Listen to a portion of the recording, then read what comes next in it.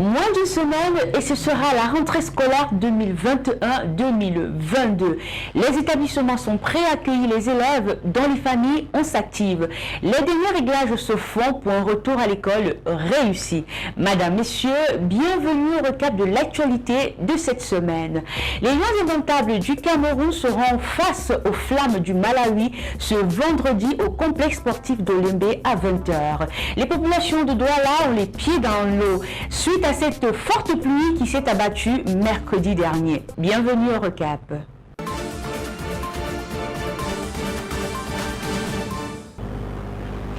Comme je vous le disais, les populations de Douala ont vécu de spectaculaires inondations cette semaine. La forte pluie qui s'est abattue toute la journée du mercredi 1er septembre a provoqué la montée des eaux dans la capitale économique.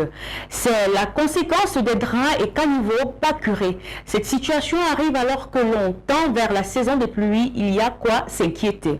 On a vraiment peur. On a vraiment peur. Imaginez un peu un instant depuis le matin que la pluie a commencé. Si ça fait 2 jours comme ça, on est foutu. Depuis le matin, nous sommes arrivés au travail, puisque nous sommes en train de travailler ici là. On n'a même pas pu travailler à cause de la pluie. Depuis le matin, c'est que comme vous voyez là, regardez vous-même derrière moi comment est la situation. Notons tout de même que les inondations avaient été annoncées par la direction de la météorologie dans son bulletin du 8 juillet dernier.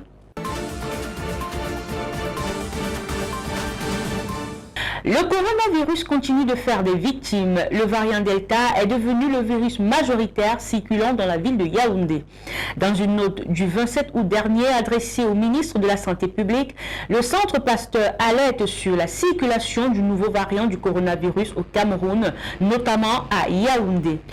Sur 105 personnes testées positives dans les régions du centre, de l'est, de l'extrême nord et du nord-ouest, 18 nouveaux porteurs du variant Delta ont été détectés, dont 17 à Yaoundé, 1 à Maroua.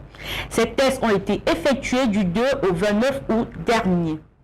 De nouvelles données portent à 32 le nombre de cas de variant Delta enregistrés au Cameroun à date. 30 à Yaoundé, 1 à Douala et 1 à Maroua. Les autorités sanitaires du Cameroun alertent de plus en plus sur l'imminence d'une 3e vague de contamination qui pourrait frapper le Cameroun d'ici novembre. Une nouvelle vague portée par le variant Delta.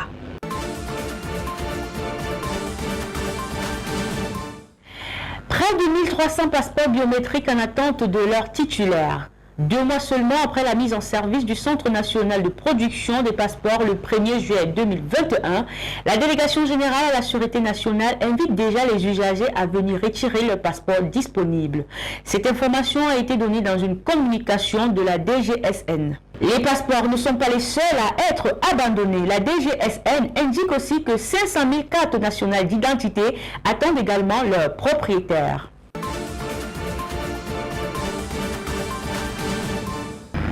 Le Cameroun va rapatrier plus de 1000 ex-combattants et associés nigérians de Boko Haram.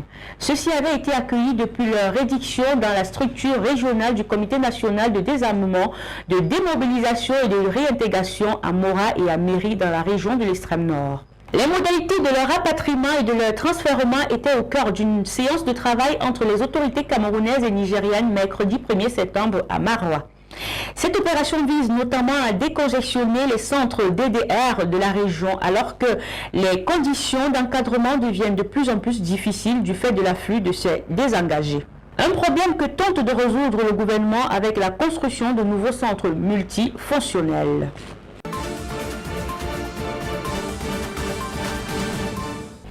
En sport à présent, dans le cadre de la première journée des qualificatifs du Mondial Qatar 2022, les Lions indomptables vont défier les Flammes du Malawi ce vendredi 3 septembre 2021 à 20h au complexe sportif de Lembe à huis clos.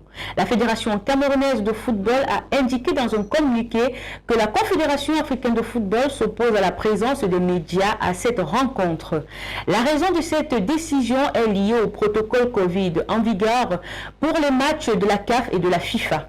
Une information qui n'a pas bien été accueillie par des journalistes qui ont d'ailleurs boycotté la conférence de presse d'avant-match des Lions indomptables prévue jeudi 2 septembre au stade Amadou Ahidjo.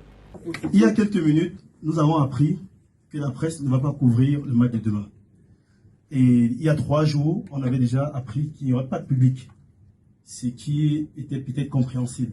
Maintenant, c'est la toute première fois que la presse ne participe pas à l'organisation d'un match international qui puisait pour l'inauguration du stade Olembe. Et nous sommes visés en premier chef. Donc on s'est dit que ça ne sert donc à rien qu'on soit ici parce qu'on a des confrères qui sont partis de Bamenda, de Bafoussam, de loin pour venir couvrir ce match. On n'a aucun problème avec l'équipe nationale du Cameroun. Sérieusement, on n'a aucun problème avec l'équipe nationale du Cameroun. On a un problème avec les organisateurs de ce match. On a un problème avec la CAF qui ne nous prend pas en considération. Donc, je suis le président de l'association des journalistes sportifs du littoral. Je parle en qualité de certains membres qui sont là. On a donc décidé de se faire entendre. On ne va pas couvrir cette conférence de presse. Rien à voir. On va couvrir vos entraînements comme on le fait d'habitude. On aura des informations, mais on ne va pas faire de conférence de presse pour vous. Donc, on va libérer la salle et vous pouvez continuer vos choses. Merci bien.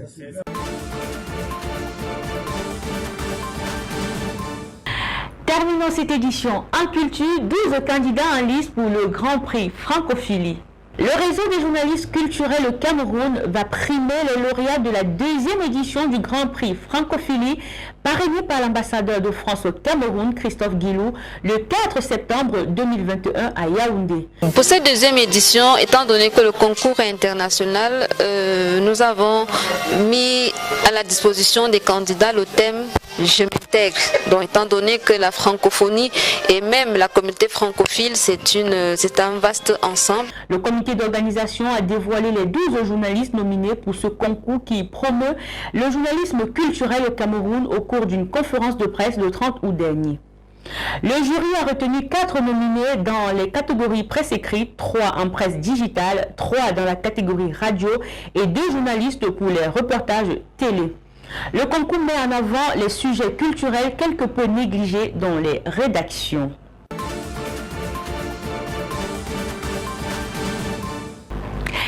C'est la fin de cette édition du Recap. Prenez soin de vous et surtout, bonne rentrée scolaire à tous les élèves.